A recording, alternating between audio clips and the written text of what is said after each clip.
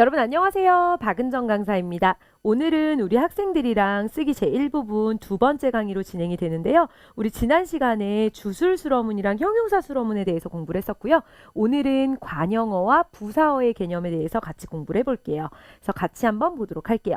관형어라 함은 여러분 주어나 목적어 앞에 꾸며주는 성분이에요. 내가 밥을 먹는데 어떠어떠한 내가 어떠어떠한 밥을 우리 할 때 그래서 가장 흔하게 보이는 게 더자죠. 그래서 어떠어떠한 무엇이에요. 그래서 관형어 같은 경우는 더자가 보이는 경우가 많아요. 이 더가 있으면 뒤에 뭐가 온다는 거죠? 그렇죠. 명사가 온다는 거예요. 그래서 제시어 가운데 구조조사 더가 있다면 더 앞에 있는 단어는 문장에서 관형어 역할을 한다. 구조조사 더를 포함한 구절을 어울리는 명사 앞에 배치한다. 다시 말해서 어떠어떠한 더가 있어요. 그럼 이것과 어울리는 명사 앞에 그것을 배치시킨다라는 의미죠. 그럼 같이 한번 보도록 하겠습니다.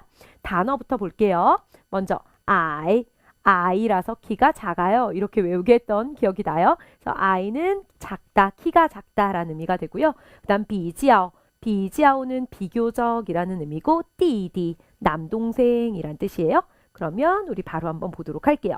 네, 여러분들은 이제 위에 있는 어휘만 이제 보이게 되겠죠. 시험장에 가면 뭐죠? 키가 작다. 형용사 비较 비교적. 我弟弟的 내 남동생의 이게 보여요.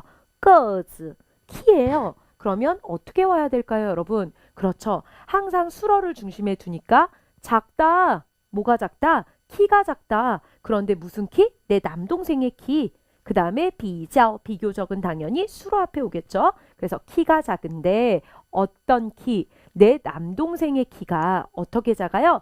비교적 작아요. 이렇게 오면 되죠. 그래서 정답은 我弟弟的个子比较矮. 내 남동생의 키는 비교적 작습니다. 이런 문장이 되고요. 그 다음 두 번째는 부사어 유형이에요. 그 가운데 첫 번째 유형만 이제 우리가 다루게 될 텐데요. 부사어가 되는 것들은 크게는 조동사도 있고요. 그 다음에 부사도 돼요. 그런데 학생들이 조금 어려워하고 또 시험에 자주 나오는 전치사구에 대해서 같이 공부를 해볼게요. 예를 들어 我在家学习 공부를 하다는 것 앞에 在家가 붙어 있어요. 이것을 우리 전치사구라고 하죠. 전치사구는 일반적으로 부사어가 됩니다. 그래서 전치사 명사로 이루어진 전치사구는 일반적으로 동사 앞에 위치하여 부사어가 된다. 따라서 전치사구가 나오면 우선 동사를 찾아 그 앞에 배치한다. 네, 문제를 통해서 보면 이것 역시 조금 쉽게 이해하실 거예요. 단어부터 보도록 하겠습니다. 인항, 은행, 工作 동사로서 일하다. 예예, 할아버지, 以前 예전, 在 어디에서 우리가 앞에서 짜이는 동사 앞에 쓰이면 뭐뭐 하는 중이다 라는 ing를 나타낸다고 했고요. 얘가 만약에 명사 앞에 쓰이면 어디에서 라는 전치사로도 사용될 수 있다는 것 기억하시면 돼요. 그럼 문제 한번 바로 살펴볼게요. 인항, 은행, 工作 일하다, 예의 할아버지, 以前 예전에 在 어디에서예요. 그러면 우리 어떻게 배치하죠? 항상 수어가 먼저니까 工作 일한다 이거예요. 근데 누가 일해요? 할아버지가 일하세요. 그런데 예전에 어디에서? 은행에서. 그럼 어떻게 와야 돼요? 예예 工作 할아버지 일하신다. 以前在 예전에 어디에서. 짜이는 혼자 사용할 수는 없어요. 그쵸? 만약에 얘가 동사 앞에 쓰이면 ing라는 의미가 되지만 지금은 시제 자체가 예전이라는 과거이기 때문에 부사로 사용될 수는 없어요. 그러면 장소 인항이 되겠네요.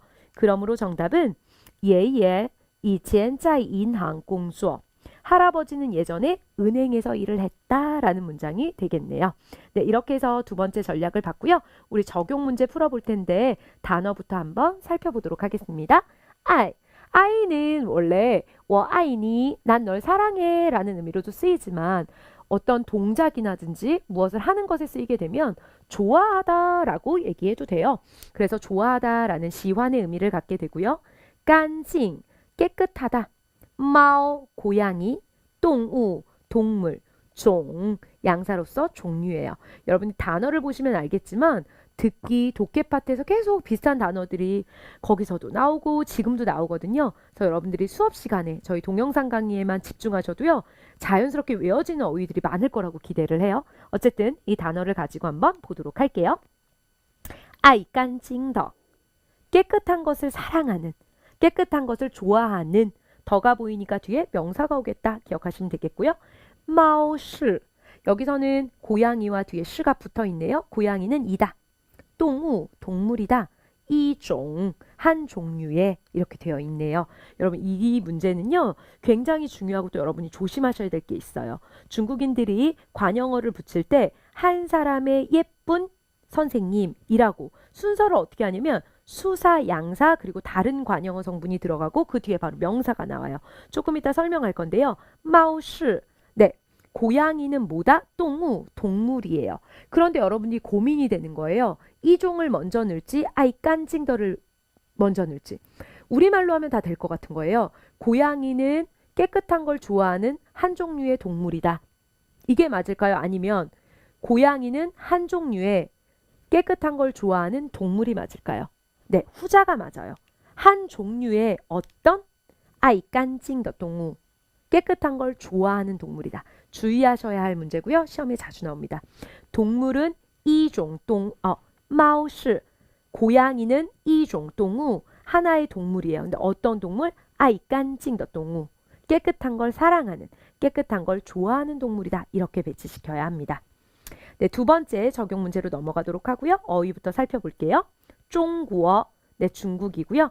리시 역사 对 뭐뭐에 대해서 간 동사로서 느끼다.兴趣 흥미, 취미 이런 의미가 되죠. 이 어휘들을 가지고 한번 살펴볼게요.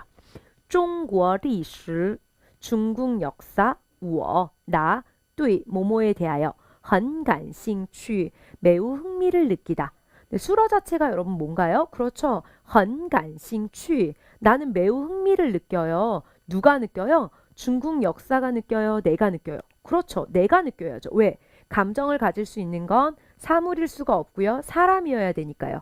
내가 흥미를 느끼는 거예요. 그런데 뭐에 대해서 느끼나요? 그렇죠. 중국 역사에 대해서요. 그래서 전치사 뚜이가 오고요. 그 뒤에 뭐뭐에 대해서라는 대상이 위치해야 되니까 中国历史가 그 뒤로 오겠네요. 그래서 정답은 我对中国历史很感兴趣.